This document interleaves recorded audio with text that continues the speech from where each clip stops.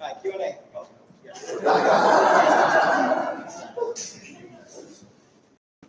We need to go? You're good. Yeah, okay. Okay, so again, my name is Alani. I'm a WordPress developer at Bluehost and Beautiful Digital. In my current role, I work on developing tools and WordPress products to enhance our customers' experience when they work with WordPress. Prior to this role, I worked at the professional services team as a creative lead for Bluehost and Beautiful Digital, where we built WordPress websites, custom WordPress websites, using tools like page builders, plugins, themes, and tools like the block editor. And that's where a lot of my experience comes from, working with the block editor. In today's talk, I'd like to discuss with you the block editor's layout system. Now, a layout system in any creative tool, whether it's a design prototyping tool, web building tool, it's a set of options and controls and components and elements that allow you to bring your creative vision to life from a structure standpoint. So basically how your web content stack next to each other, the web elements stack next to each other, and how they appear and form the layout of your website. Now, a quick note, some of the content of this presentation is in the form of videos where I deconstruct certain designs and layouts and build them with the block editor. So I do understand that sometimes it's really hard to catch stuff on a video on the first time, and some of these videos are sped up in such environments. So I made the entire content of this presentation available at wcphx23.alani.dev. There, you can go to the website and you can view the slides, or you can view the source videos that are bundled in the slides, the source videos, the non-sped up videos.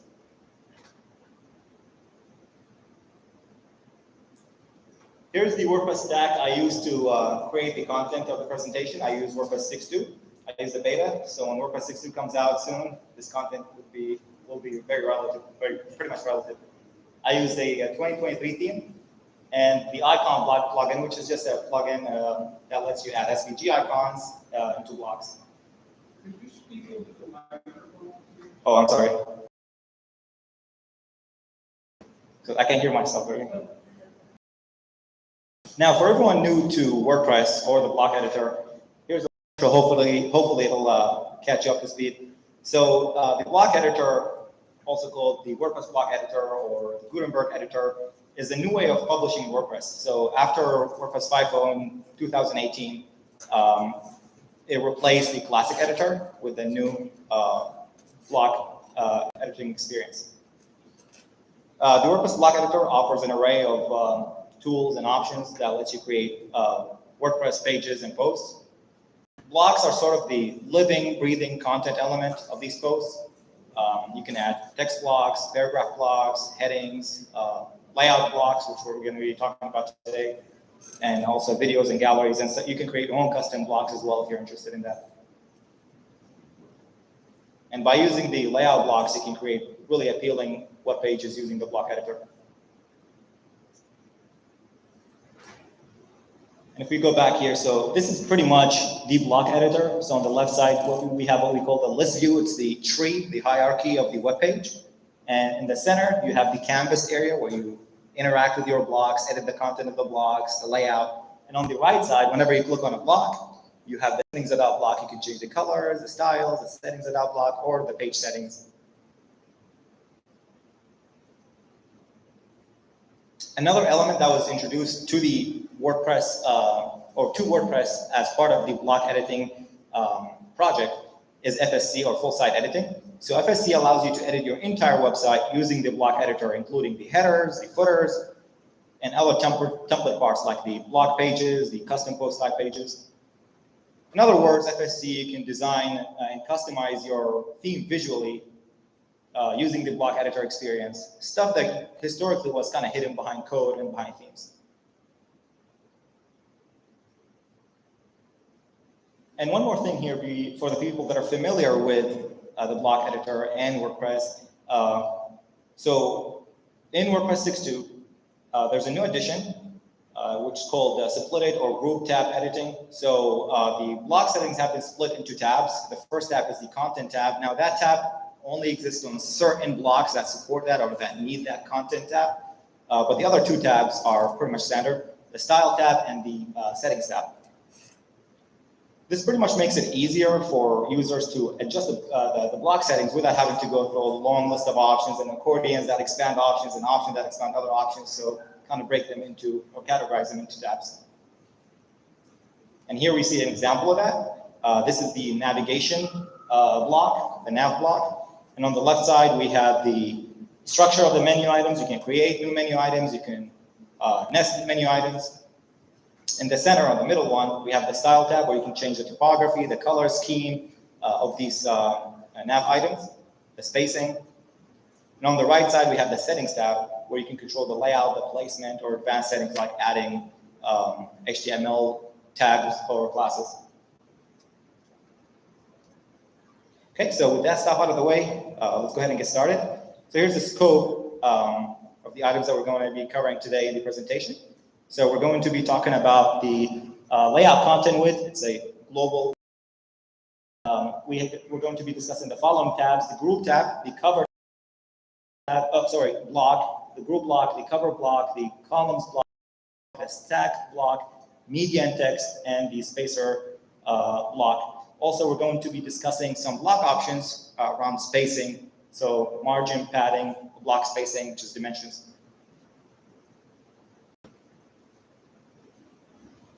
So the first item we have here is the content or the layout content width. So the main reason I wanted to highlight this first is because we're going to be seeing a reference of that when we're building layouts, the content width of your layout. And it's a very important element of the block editor's layout system. So the layout content width or maximum content width is pretty much the max width or maximum content width of your website's main content area. You've probably seen that on a lot of websites. You go visit a website and then you have the main content centered on the page. And then on the left side, you have sidebars or pop-up ads or stuff like that, or chat bubbles. Now the width of that content get dictated by the designer and developer working on it based on the requirements of that project or that website. Now the content width is a global theme setting, so we have to change it from the site editor. It's typically one of the very first things that you would want to set on the website when you're working on it. And that's not exclusive to the block editor. Even if you're custom coding a website, you have to set the content width of the website. It's just as important as picking the fonts and colors. And the next slide is going to show us how we're actually that in WordPress, inside WordPress, in the site editor settings. So here's a video of that. We go to the style settings, and then we go to layout, and then we have two options, content and wide. And as you can see, when I change that value, or these values there, the width of the content of the website respond to that. So you see these block boxes right now, they're expanding, and now I'm going to make the header narrower, or the header right there is now narrower, as you can see. And then now the block boxes are narrower. Now there are two options. The content option, the first one, is responsible for the header and the footer, the width outside of the inner content. And then we have the option to the right is responsible for changing the inner content of the page.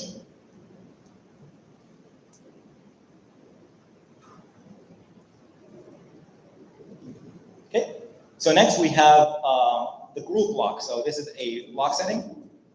So the group block is a block that glues other blocks together. Think of it as a container block or containing block that can hold multiple nested blocks within it. Now there's a very unique feature to the group block that I found interesting when working with it, that you can have a full width layout for the group block, but the inner content of the group block is constrained within the settings that we set globally. Right now we looked at. Now, if this sounds a little bit confusing, you have a full width block, but the inner content is constrained. Next, we're going to see a video on the next slide, kind of demoing what that is and further explains it. Now, this feature makes it a solid contender to be a top-level container or block for your layouts when you're working with the block editor. Now, what I mean by the top-level container, so if we take a look at the right side, the content tree or the list view, we have a few parent blocks, these group 1, 2, 3, 4, but then the first one is expanded just to show you that a group can have multiple nested blocks inside it. But let's say that each one of those home page. Let's say the very first one is an intro or a hero section. You go through it and you see like a little bit of a title and a button and maybe a picture of a person or a background picture or color. Then the second group block, let's say it's a blog boxes carousel, just like what we had in the demo earlier. Then the third and the fourth one could be like a contact us form or about us section or any other content type. So the ideal way I found when working with the block editor is to wrap these nested blocks inside a group block, because it has some unique features like the one we just talked about by constraining the content in the middle while the background of the block can go full width, and the next video is going to illustrate that. So here I'm going to build a quick intro section. So first I create a group block, and then I add a heading title and I paste in some text in there. And then I add some description text there and a final call to action button. And I'm going to give a background color so we can see what's happening. This light green background color. But now, go to the width settings of the group block, and I'm going to change it to full width. And I'm going to go ahead and hit.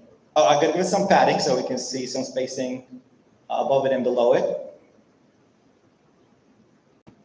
And now, see what happens. So even though I did choose full width for the group block in the settings, but the content didn't really go full width. It actually stayed in the center of that page, matching the header, but the background of the group block now is green.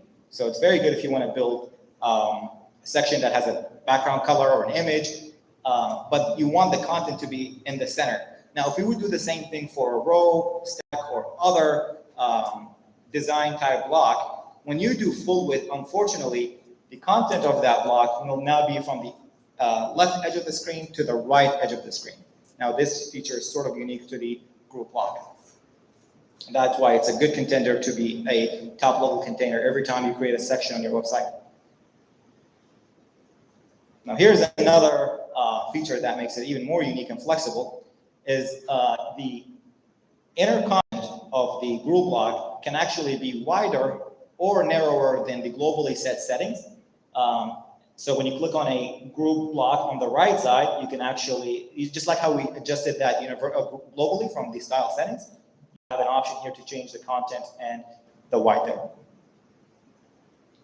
And here's a use case of that. So on the left side, so this is a blog post template. And typically, when you go to read an article online, the content of that article is sort of really kind of like narrowed and centered in the middle of the page, and that's just for readability. You don't want the user eye to read from the left edge to the right edge. That's going to cause some eye constraint, and they're going to lose where they're at. So we want that content to be narrowed. So we have on the left side, we have a wide content, and that's considered bad for readability. And we're going to convert it in the next slide into a narrow content, and that's narrower even than the globally set content using the group block. So here's an example from before. And we're going to go to the dashboard and to the theme editor. We'll go to templates, because it's the post template, and FSC and full site editing. And then I have two groups containing the inner content of the single post template, and I'm just going to go ahead and make them narrow.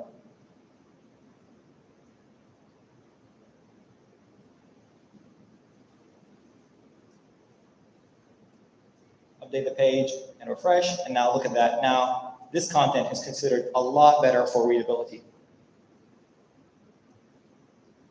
Next, we have the cover block. So the cover block displays a background image or video that you can add other blocks on top of. So if you have a section, if you need a section, like a hero section with a background image or a video, you can use the cover block. As of right now, the group block does not support background videos or images, but I think I've seen a lot of people talk about it, so it might be coming down the line.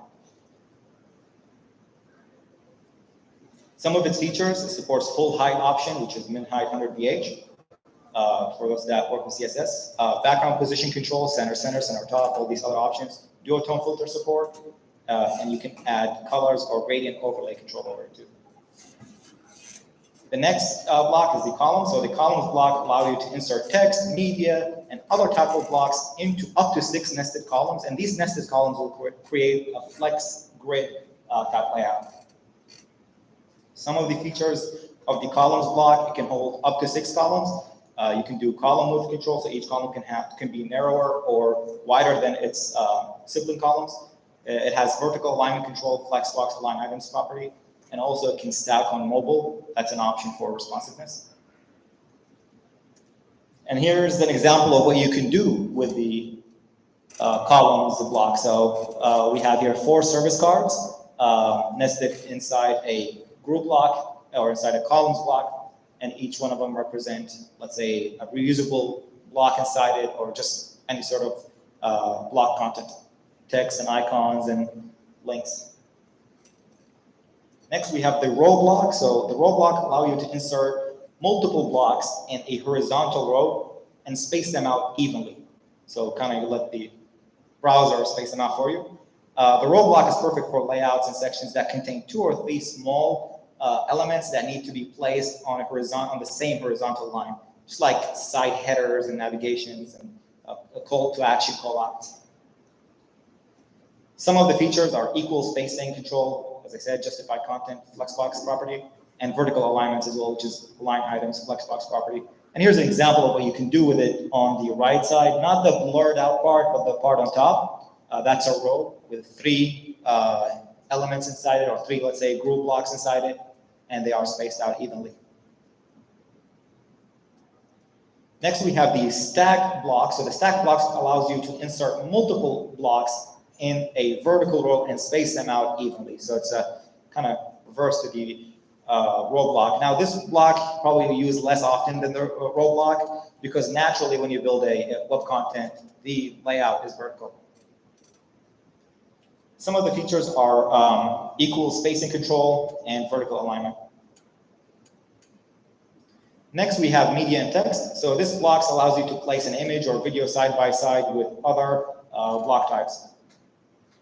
This block is definitely underused and underrated because this, so if we go ahead and move to the next one, this layout is, as you can see on the right side, is very common in web. It's very good for storytelling. You have an image on the left or right side, or video on the right side. You have content that kind of correlate or illustrate what's happening in that image.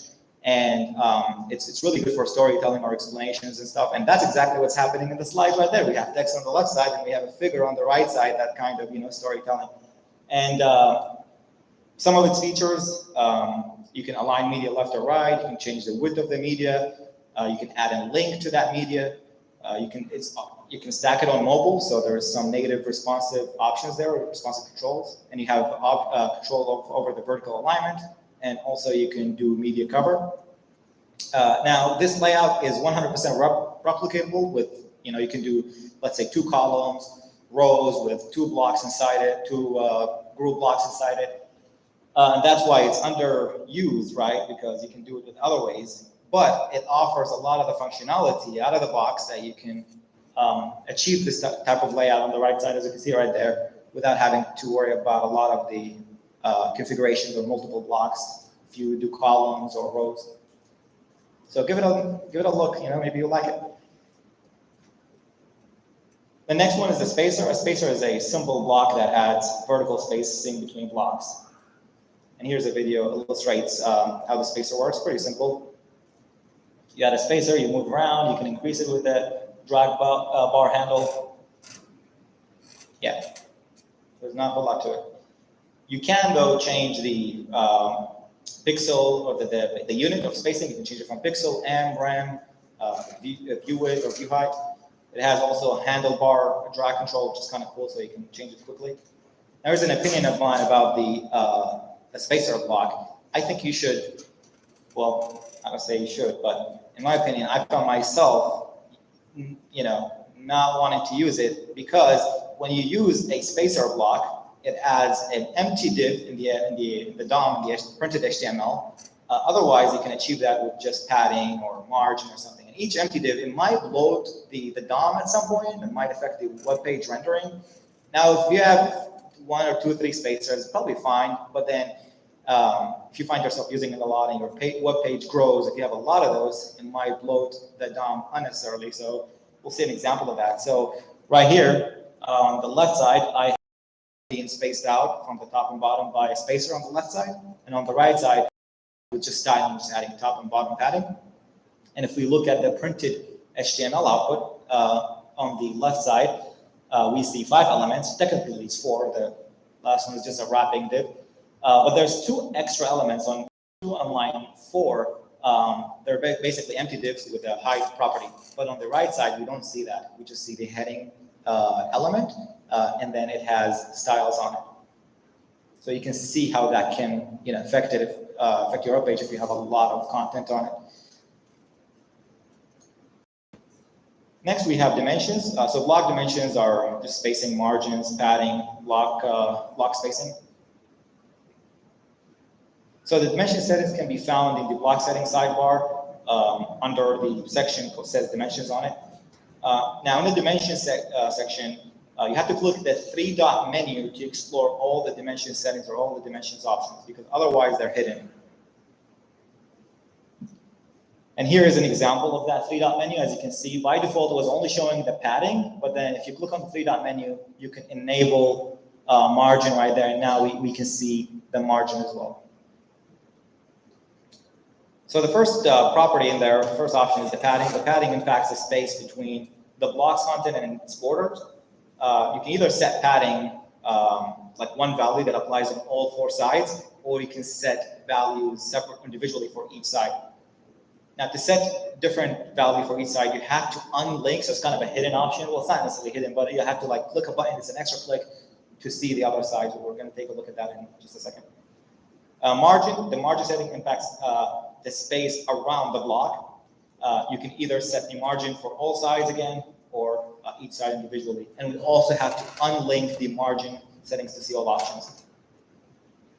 And here's how you can unlink the margin or padding settings, so you can see all options and apply different values to all different sides. You just have to click on that link icon right there, and it's toggle, so you can toggle it on and off. You can also do custom sizes and units for the paddings and margin. But you'd have to click on that icon right there on the top right. If you see it, that little 2 wheels icon or 2 bars, that way you can apply custom values, not the ones that come with WordPress, like from 1 to 6 or small, medium, large. And also you can change the units of those values from pixels to rem, m, so percentage, whichever one is you prefer to work with or you need for that specific use case you're working on. And here's an example of working with padding and margin. We have just a simple paragraph here, and we're spacing it with paddings. We're adding custom individual settings for the top and bottom. Yeah, video just loops. Next, we have blocks. So this setting impacts the space between the nested blocks in a parent block. So you would go to the parent block settings, and you would say, I want, let's say, 10 pixel spacing and block spacing, and the block, the parent block, let's say it's a group or whatever, it will automatically add 10 pixels spacing between the nested blocks inside it. The nice thing about it, it works for the row blocks. So if you have a navigation menu or something horizontally, it will space them 10 pixels. If you have vertically, it works just like that as well. Now for this next segment, this is pretty much my favorite. So it's real examples. So we will break down a few design examples. We'll also see how they can be built using the block editor. In fact, I'm actually building them in some videos here using the block editor. So first we'll break them down, see how they can be built from a structure standpoint, and then we're going to see a video of them being built. Now, just a reminder, again, some of the content in the following slides are videos. Some of them will sped up just for the time limit of the presentation. But again, you can find them at wcphx23.alani.dev. And you can find the source video there, the non-sped up version. So first, we have a Drupal-inspired example by a Drupal user, Jordan Yu. He's a UX designer. And this layout is a modern layout. It's a hero section and intro section. It's minimalistic, so you see that common these days. It has a header. It has a hero slogan with a proposition or value statement. It also has some sort of a hero image or a cover image right there at the bottom, some text over it. And we're going to break that down section by section and rebuild it. So let's start with the header. So again, top level container there. I'm starting with the group, that the blue borders around it. And then I'm going to input a row. Now the reason I'm doing a row here, because remember, I need to space out two group elements inside, or two elements, the logo and the menu, and also the login and the sign up horizontally. So we'll see that here in a second. And then we're going to insert two rows within that parent row, and then we're spacing them out by the parent row. And each row, so the row on the left will have a logo and navigation, and the one on the right will have just a simple link and a sign up button. And here is the list view, or the tree of that from the block editor. So we have a group that contains everything, row, two inner rows that allow us to lay out things horizontally on the same line and space them out. And also we have site logo, navigation, and the text and button. And here's how we can build that. So this is a header, so we have to go to the site editor and go to the header settings. I'm adding the group and the row and the two inner rows inside it. And now we're going to add the content. So this is the logo, change the width of the logo, adding the navigation. We're going to add the simple text link, which is the login, and then we're going to add the buttons, the sign up button.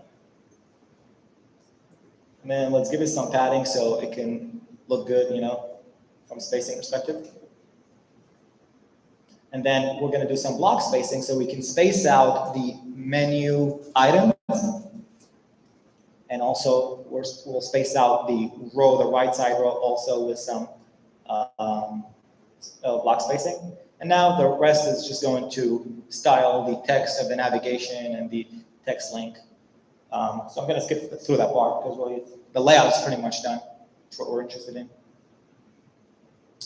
Now next we have the hero content, where it has the heading and the value proposition and the call to action.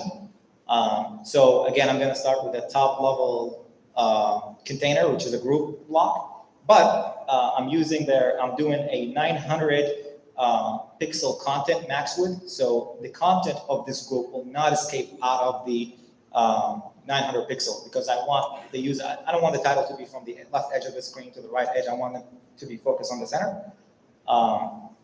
And that option allows me to achieve that.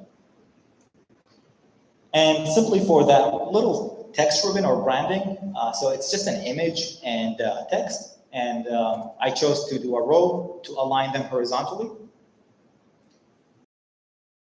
Headings and buttons, so kind of skipping over that. But view, so we have a group, row. The row has that climate-wise, and as we can see, paragraph and image, and then we have the title, paragraph, and then we have the button that says take action right there, the main call to action of that hero section. And here's a video of how we can build that in the block editor. So here's the group, and here's that row that will contain that climate-wise ribbon with the logo or branding. And that's the image, that little icon. And then we're going to align it to the center, space them out a little bit. And now we're adding the heading, text align center. And we're going to add the value statement or proposition. And then there goes the main call to action, the take action button. And we're going to give this hero content section some padding so it can be spaced out. And just like that, we are done with it. Next, we have the hero image, the hero cover image. So again, I'm going to start with a top-level container group, and I'm going to input a cover block because I need a background image. So right now, the group doesn't support that. Otherwise, I would have used it there, but because I love group, but the cover there can handle that for us for now. And then I'm going to put a stack block in there with minimum height. And then the reason I'm doing the stack block, because remember the stack block allows for vertical alignment. So we can say the content of the stack will be to the bottom. And that's where how that text is being aligned to the bottom left. And then to push it to the bottom left, we're just going to apply some padding to the group or to the text box at the bottom left. And here's the list view, the end product pretty much. It's a group, cover, stack, another group that contains the text on there, and it's kind of padded with the right padding, right margin in that scenario. And we have the paragraph right there, the paragraph text, and a button.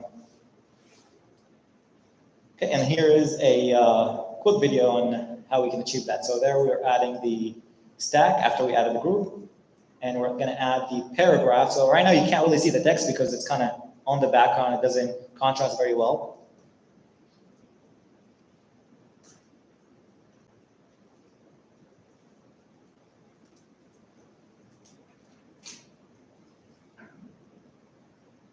So that's the text. As you can see, it can't yet see it properly, but now we apply some text to the group that's containing it, and we add the button in that group, and then we go to the stack and align it to the bottom and give the stack some right padding so it will pad that text group right there. And just like that, we achieve that section as well. And here's the end product, just a quick video of that inside WordPress in the block editor. So we took it from Dribble to the block editor. Next, we have this section that we looked at earlier for the columns. It's a 4-column layout, multi-column layout with 4 info cards in it. So again, I'm going to start with a top-level container group block and a heading, and then we're going to apply columns there. Columns block that has 4 inner column blocks. And that's the list view of the content tree. And here's a quick video on how that can be built within the block editor. So we're adding the group, and we're adding that heading there. And now I'm going to add the columns, and I'm going to choose 4 columns inside it. Only one of them, and that can be easily duplicated because they're all service cards that look the same but just have different content. And now I'm adding the icons. Simple heading for the service title, the service heading of that service. Style the font. Add the text. And then the link, the learn more link, and style that link. Now we're going to give the column some padding and also a border so it can differentiate it from the background behind it. Now you can easily, as you see, there's many ways to achieve that. You can make it into a reusable block. You can duplicate that column and update the new service card, the duplicated service card with their own information. But for really the rest of this is, I'm just going to update the info, so I'm going to skip through this part. Again, all these videos are available at the non-sped up version at wcphx23.alani.dev. Do we have any questions? Back up to that last slide. Oh, sorry. On the left side there, it's the source slides, and the right side we have the video guides. Yeah. When you were doing the demo, and you had a navigation system, the nav on top, but was that just per page, or were you doing something that you could essentially use that navigation site-wide? That's site-wide because full site editing, FSC, if you go through to the templates and select the header is site-wide. Okay, because I was looking at it, I'm familiar with that, and it looked like, so when you're doing this site-wide, does it also look like it's per page? I guess I got confused on all the site-wide. For which, what was it, the header? Do you remember which? For the navigation. Let's just back up to it quickly. Was it this? Yeah. Okay. So you're getting that in the site-wide, but it's somewhere. Oh, okay. So if we go back to the video here. So we have to go, it's kind of sped up here, but in FSC, in the full site editing, you go to the dashboard, you go to appearance, then editor. So if you have a FSC theme, you will have an editor there, and then you go to templates, header, and because it's a template, it's being applied on the entire website. Yeah. My man. So if you could go back to that navigation header. Yeah. This might be a dumb question, but you have two rows next to each other rather than putting in two columns. Right. So the reason is because it can be achieved with two columns, right? But then I want to align, the row allows us to align them horizontally as well. So what I want to do, I want to align the left row content on the left side, and then the right row content on the right side. And the row allows us for that horizontal alignment functionality, as opposed to other, I'm not sure, I don't think the columns support left alignment horizontally or right alignment, it's just left. Yeah, the justification, that's what it's called. Exactly, yeah. And here's the thing, things can be achieved differently with the block editor, and that's the beauty of it. It's really all like, another block editor designer will probably do it differently. And that's the, the funny part about it. But that's how, yeah. Can you show the URL for the slides? Yeah.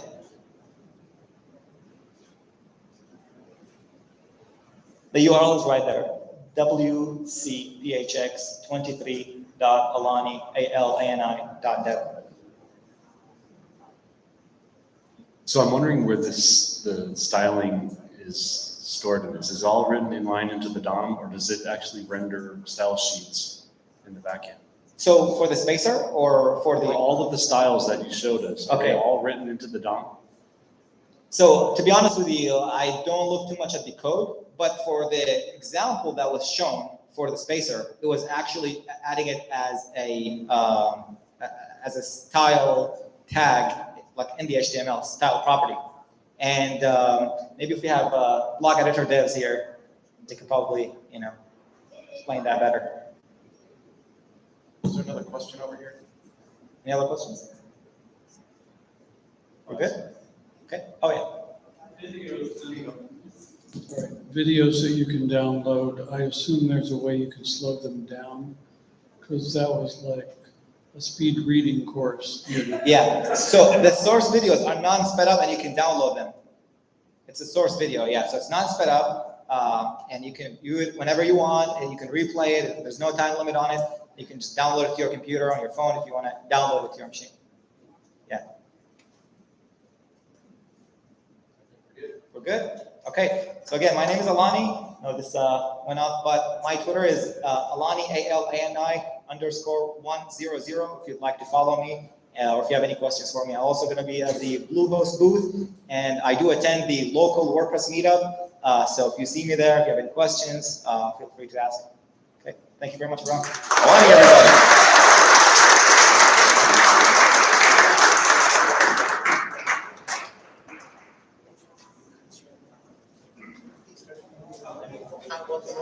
I know.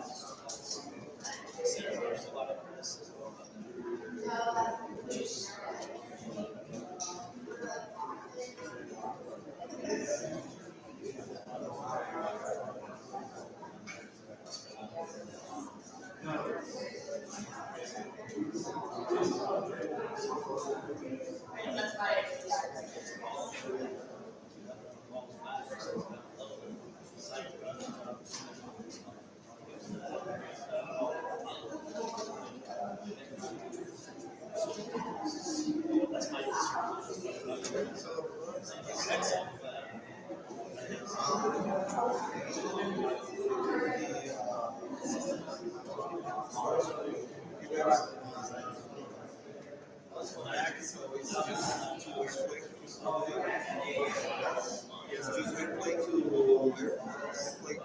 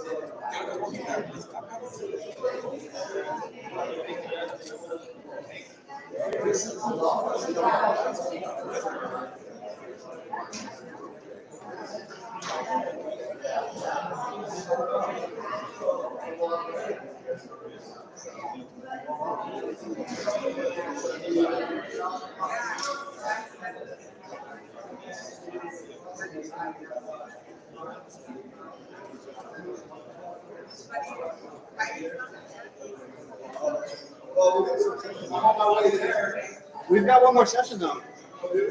Yeah.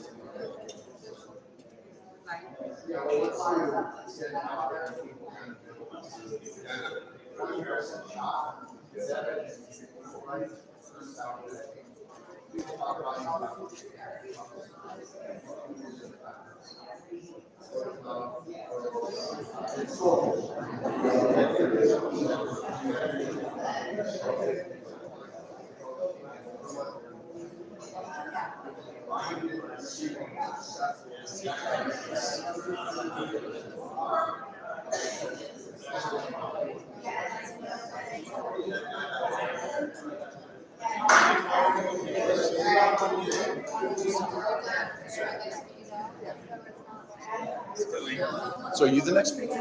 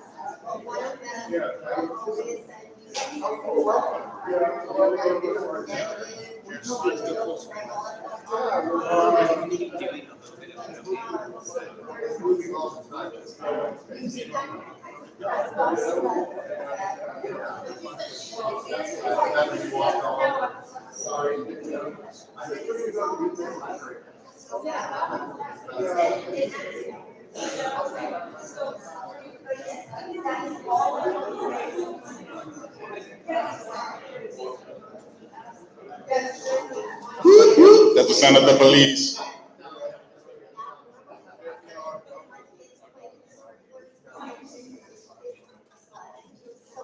Hey folks, how are you? I'm going to introduce our next speaker. Our next speaker is Brian Cords. He'll be talking on migrating your workflow from ACF flexible content to ACF blocks. ACF content rows have been the back end of choice for years and many web development agencies. But as the block editor reaches maturity and our beloved ACF meta boxes get pushed further down the screen, it's probably time to update your workflow. ACF blocks can be a great first step towards bringing your content into the block editor without changing much of your coding practices. We'll take a look at a common landing page in flexible content rows and migrate it using ACF blocks in real time. No JavaScript build process required. Everybody, round of applause, Brian Cords.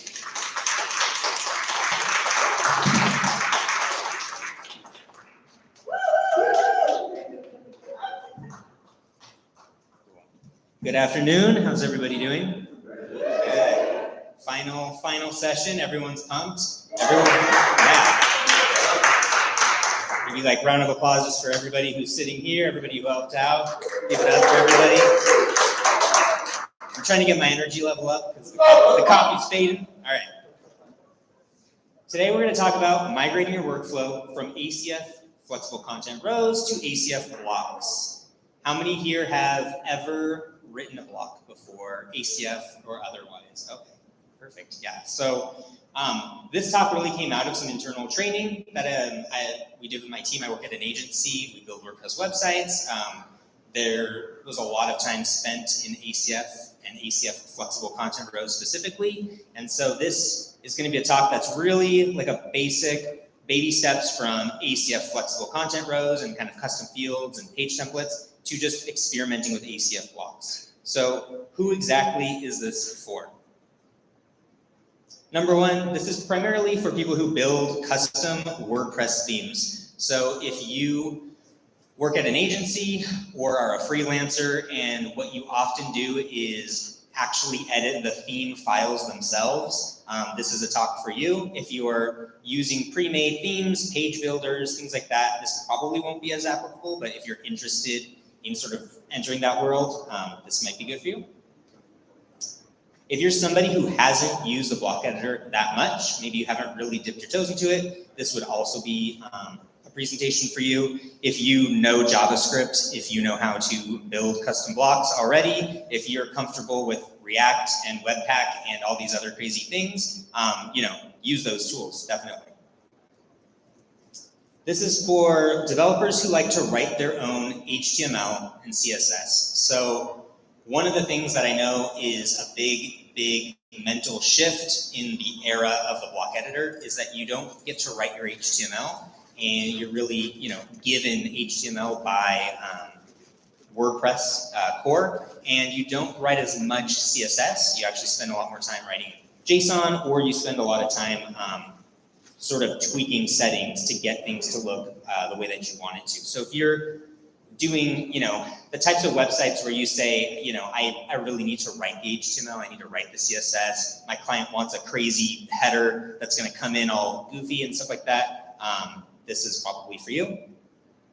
And then if you're really familiar with using ACF, that's kind of a prerequisite for what we're going to do here. So you can see that my browser, like Chrome, is showing on the screen. We're not in full screen mode because I'm going to actually, in real time, we're going to open the code editor. We're going to convert an ACF page into a block and see it actually just work in real time.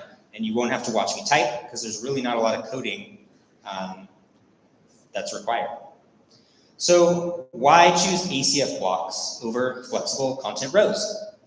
The screenshot that I'm showing here is what I call the old way, which is presenting your end user, your client, the person who's going to edit the content of your website, presenting them with the wall of input fields, which is really great for maybe this much content, but gets really hard on a landing page that's extremely long, and they're on the front end of the site and they want to edit this line of text, and they're scrolling through meta boxes and fields and pickers and repeaters, and they're trying to get to change that one little piece of text. It's just not visual, it's not intuitive, and clients are really demanding a lot more, so they're really expecting a lot closer of a visual representation.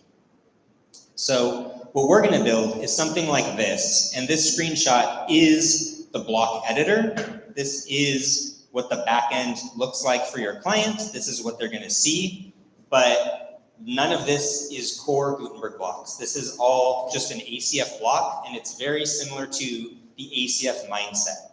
And so could I build this with core blocks? Definitely. I could easily build this with core blocks. It would be a simple layout to do. We have a text field, we have a paragraph, we have an image. So I want to make sure it's clear that we could do this in Gutenberg. We could easily do that. But for a lot of us, if we haven't spent a lot of time in the block editor, a lot of that stuff it's just big. It's overwhelming. There was some really good presentations this week of, like I saw Keenan earlier did a great one where he was showing block styles, block patterns, block variations, block extensions, like all the different things. A lot of that can be really overwhelming. So what we're looking at here is how can I take the tools that I'm already using and just slowly start introducing myself to the block editor without having to jump into every single thing all at once.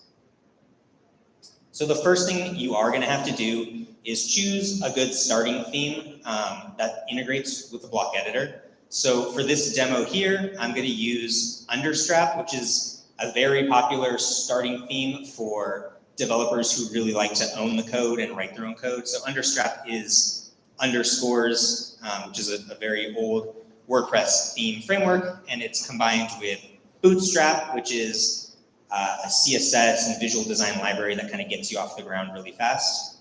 The reason I'm picking it for this is because it's a theme that a lot of people use with advanced custom fields and flexible layouts. The other part is that it actually includes a lot of decent Gutenberg support in it for a theme that is, a decade old. For example, in this screenshot here, what you're looking at is a Gutenberg color picker, and it's actually pulling in the blue value that I set in my Bootstrap variables. So Understrap, if you're, Gutenberg curious, it's a good place to start because it does pull in colors. It pulls in little touches. It pulls in container widths and stuff like that. And so you can kind of get up and going with it a little bit fast. So this is the Understrap child theme, and the thing that we're looking at there is essentially its style sheet that it loads in the block editor and how it's importing a ton of stuff from Bootstrap. So we're not actually gonna have to write a lot of CSS for this demonstration because our theme is gonna handle it. But that means you do have to pick a good starting theme. And then this is my final sort of opening slide here. This is an idea that you would either love or hate. I think some people on Twitter would get very upset at me for even suggesting this idea. If you have produce and you want to throw it at me, this is the moment for it. This is 8 lines of JavaScript that will essentially turn off every core block in the block editor for your clients. It's a nuclear option for sure. I'm not saying that everyone should do it. Like I said, if you are comfortable in the block editor, you should get there, definitely. But if you're not and you want to kind of take steps to get there, this is kind of a good first step. You can just get rid of all of that, and then you tell your client, I'm going to give you a few preset layouts. It's super handy on maybe landing pages, marketing pages, maybe a custom post type or something like that, where you really want to lock it down. So I'm not, confirming or denying that this is a good idea. I'm just saying that it's an idea. You can do it. It's in the notes at the very end. I'll give a URL that has all the links in my slides, and it's a very small code snippet you can do, and just get rid of all those core blocks. Especially if what you're really worried about is now I have to write styles for every single thing that Gutenberg provides. So that's just one place to think about it. Okay, so let's get into some actual coding. This is our flexible layout row. These are small screenshots, but we're going to open this up and we're going to actually look at it. But this is, if you've used flexible content in ACF, then you know that everything is built with this idea of rows and layouts that you kind of stack on top of each other. And you often have a hero and a slider and a carousel and an about section and a team members, that you're kind of stacking these layouts on top of each other. So we're going to take one and we're going to look at it in flexible content, and then we're going to look at taking it into a block. So I'm going to switch over, and I'm going to zoom this guy in a little bit. Yeah, there we go. So this is a page on a little local site, and it's built with flexible content layout rows. And it kind of has a lot of the sample content that we might build for a client with ACF. There's this hero section that we're going to take a look at. There's a nice carousel of icons and, like a social proof kind of icon guy. And then there's a featured post where maybe you have a relationship field and you're pulling in some content from a post type or something like that. So this is built with flexible content rows. We're going to convert this into blocks. And actually, let me just give a quick view of the back end. And let me know, should I zoom this in a little bit more, or is it okay? A little more? Yeah, when I plugged in, it like changed my size. How's that? Okay.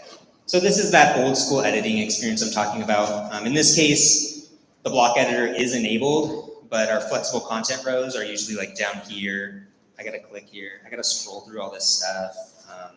You know, it's not too bad with 3 rows. It gets a little crazy when you have lots and lots of rows. So this is what we're gonna modernize.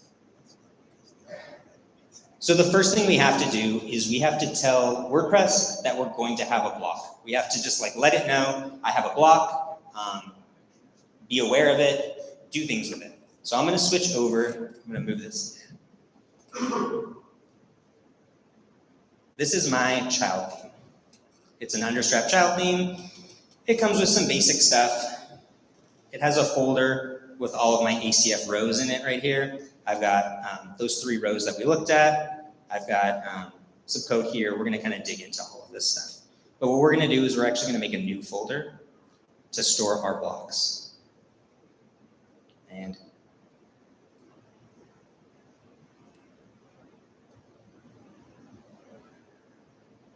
it's a little hard to see on this crazy resolution, right? So I'm gonna call it ACF blocks. We can call this folder whatever we wanna call it. I'm gonna call it ACF blocks. And what we're gonna do is we're gonna make a folder for each one of our blocks. In this case, we're only making 1 block, so we're just gonna make a folder. I'm gonna call it hero. And I'm gonna add 1 new file into it, and it's gonna be my block.json file. And I'm gonna use a little keyboard shortcut to populate that for us. This is the center of a block.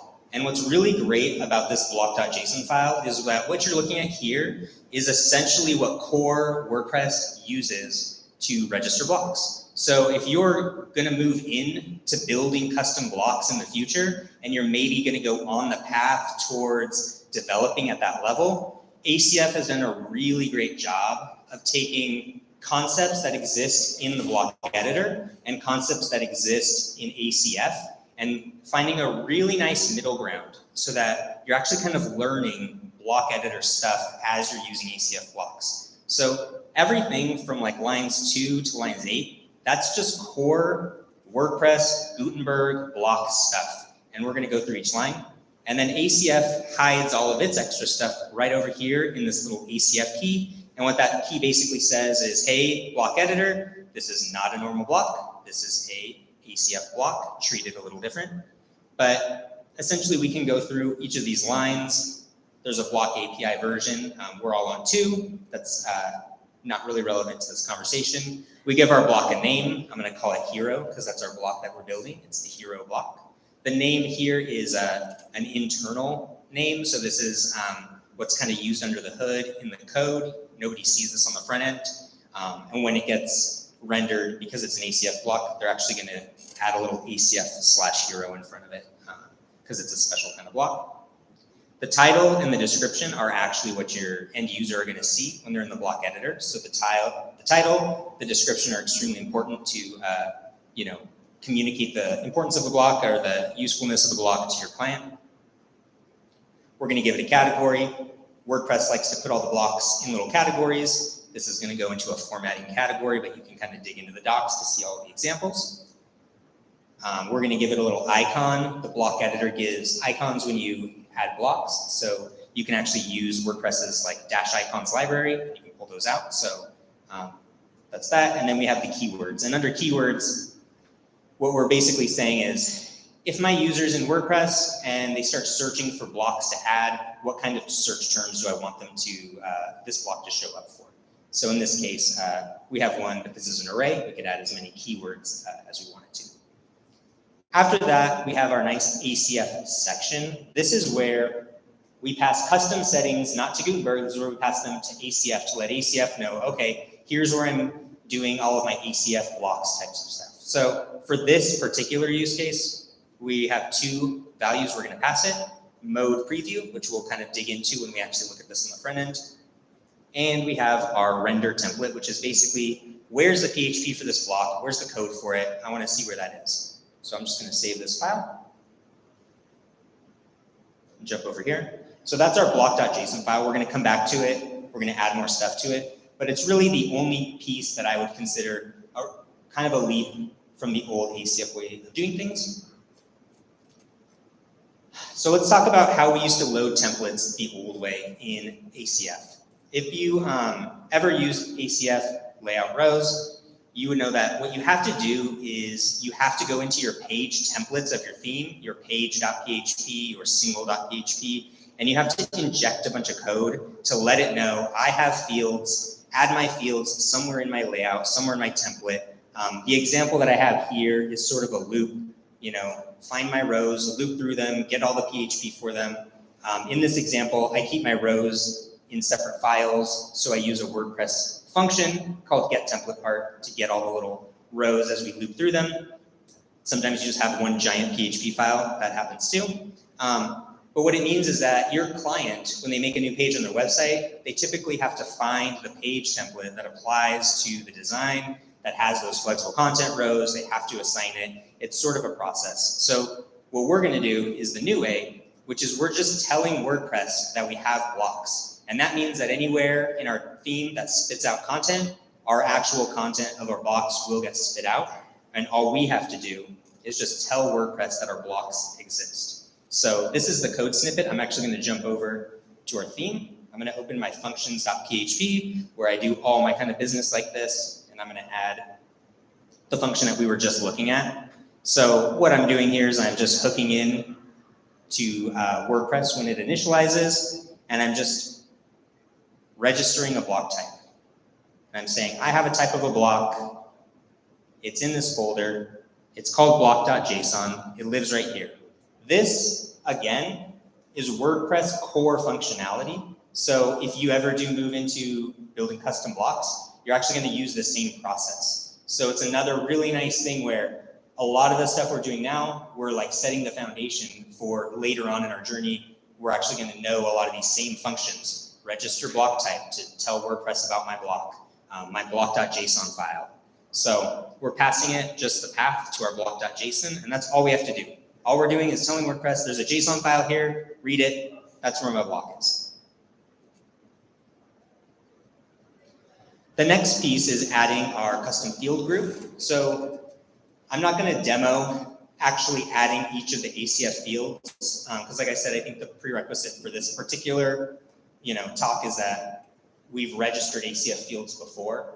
So it's a pretty common thing. But there's a few pieces that are actually nicer when you make the switch to ACF blocks. And one thing that's a lot nicer is you make a separate field group for every block that you make on your site or every piece of content. So if you've ever used flexible content rows before, you've probably had the experience where you have 10, maybe 20 flexible content rows on your site, and they're all in one field group like this on the back end. And that file, that screen is super long and extremely hard to load, although now they've gotten a little better with accordions. And then it gets even harder when you save it here, and then maybe another developer wants to edit some flexible content rows there, but you're working on the same file that has everything for your entire site in one ACF field group. It's kind of a nightmare to deal with that much stuff in one place. I'm a huge fan of breaking things into tiny pieces so that I can change little things and not get in other people's way if we're collaborating. So with ACF blocks, each of our separate blocks gets its own field group that we can kind of control independently, and that we can just assign to our one block and set up. So you can see this example here. I'm just going to jump over to the back end, and I'll just pull it up so we can all see it. This is my demo site where I have a couple of these blocks built out, but this is our hero block right here. So these are our 3 custom fields that we were just looking at. And the only difference here is that I've just used these location rules and assigned it to the block that we registered called the hero block right here. So I'm just telling ACF, here's the fields. Anytime you load that block on the front end, add these fields to it.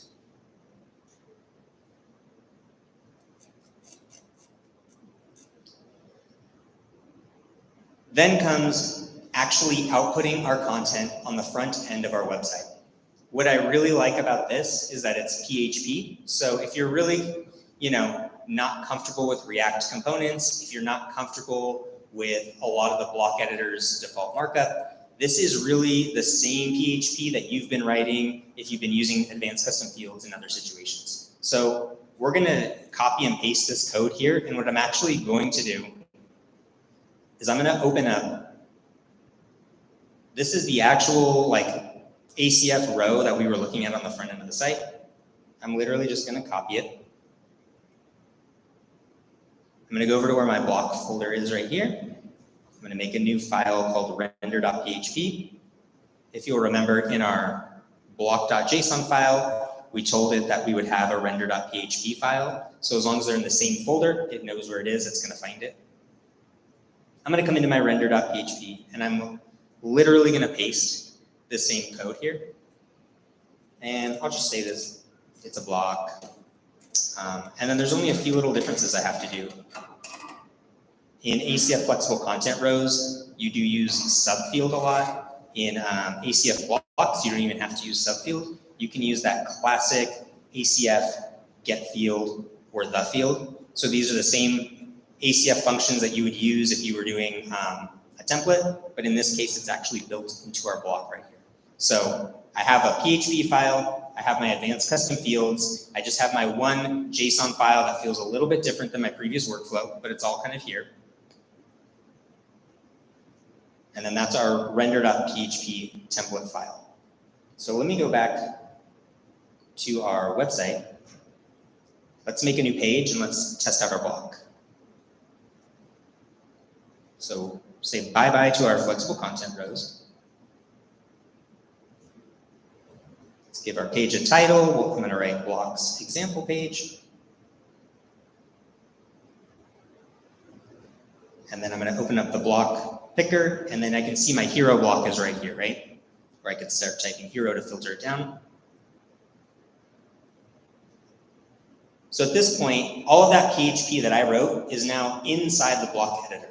And by default, what WordPress is going to do, and what ACF is going to do, is put my custom fields in the block sidebar right here. So I can say headline, I can spell it right if I want to. I'm going to grab some lorem ipsum text over here. And you can see it's kind of live reloading it on the front end. So my end client is seeing it. And I'm going to just pick an image from my media library. And right there, I have my block, and my end user, as they build up the page, they're going to see all of their content in a much more visual manner. And so it's not a one-to-one, it's not quite there with the actual block editor, but they're kind of getting the experience of, I know which section I want to edit, I can click on it, I can start editing the fields. And I'm doing this using the exact same tools, the workflow that I've been using at my agency for the last few years. Similarly, they can also click the little pencil guy and edit those fields in the screen right here. And if I was really feeling nice, I might arrange these and do my nice ACF layouts where I get all the fields next to each other and I make this a little bit better. But this ability for them to just go to a section, click on it and edit it, and go back into it is super, super handy. And it's just a much more visually intuitive way to do it. And it's 90% the same code I've already been writing.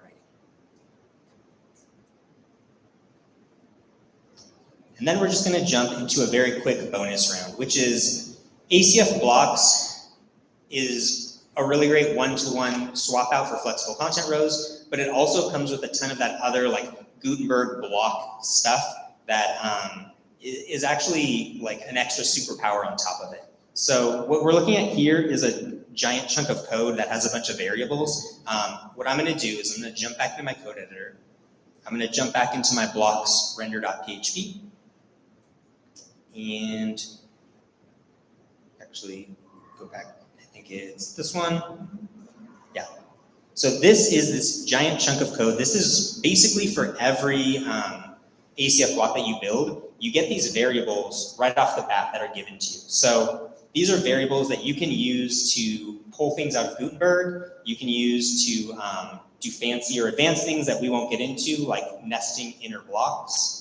They give you one variable that tells you am I on the back end of my website or am I on the front end, so that you can, on the back end of your website, include extra code or stuff for your clients to see while they're editing, but not show it on the front end final version of the website. So there's a lot of these cool variables right here in PHP that I have access to that I could be using if I wanted to.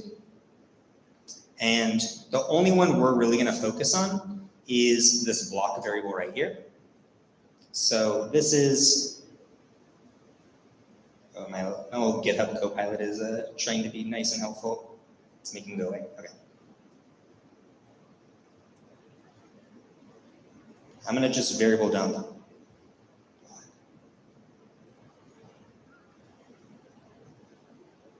Okay, so let's jump back to the front end. I'm going to just, let's publish our page so we have our content saved. I'm going to reload this guy. This is me variable dumping the block variable. So when you use ACF blocks, they give you this block variable that's literally just block. What they're actually giving you is they're taking block.json, the actual block.json file that you wrote earlier, and they're giving it back to you as a PHP array that you can pull values out of. So anything you put into that block.json, you can now access that information. Then they're adding a ton of extra information to that. So for example, here, there's a key on the array called data. And in here, I can actually see the raw values of the fields that the user put in. So maybe I want to access them not through get field, maybe I want to do some other sort of manipulation with them. I'm getting all of that stuff. I'm getting all these other things like the path that my file is located on, some of the other settings, but mostly it's just a lot of the stuff from the block.json. But it becomes a superpower when we do extra things with it.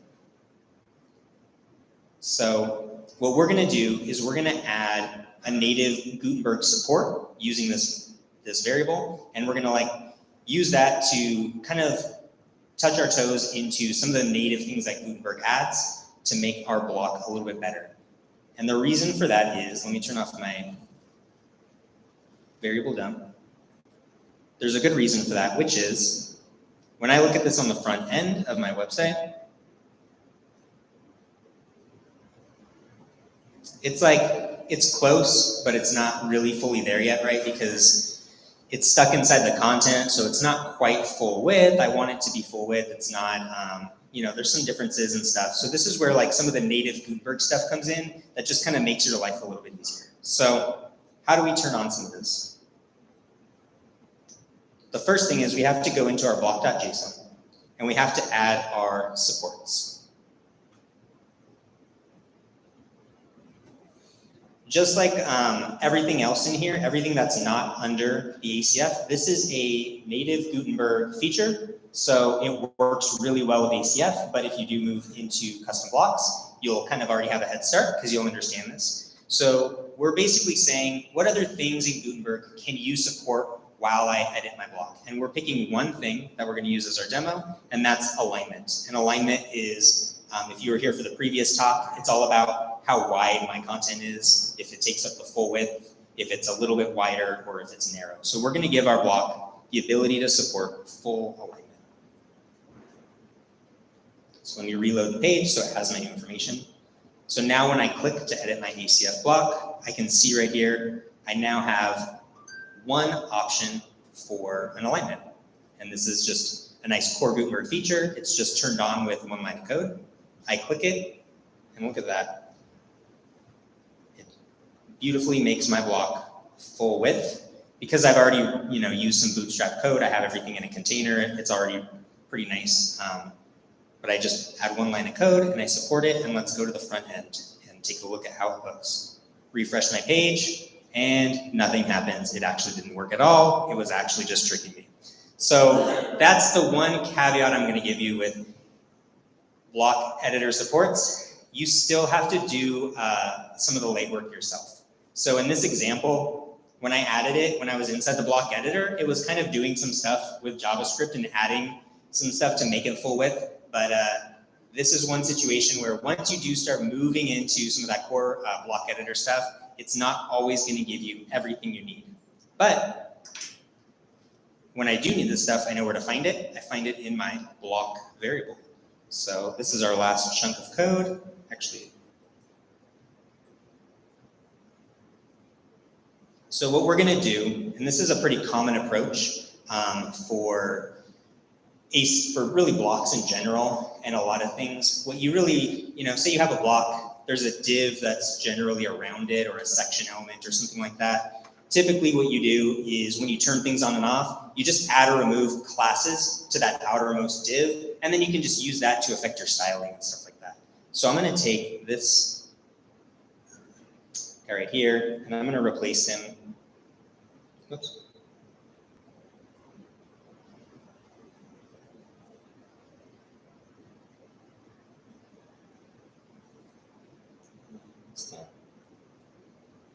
This is my one spot I did not do a code snippet for.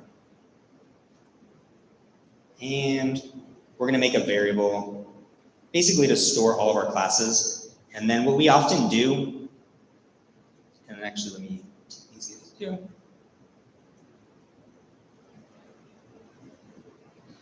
What we often do here is we go into our block, we check for a value. So if you remember, we turned on a line as a support. So inside of our block variable that we were looking at, they actually give us that value. And then I'm just gonna add that to the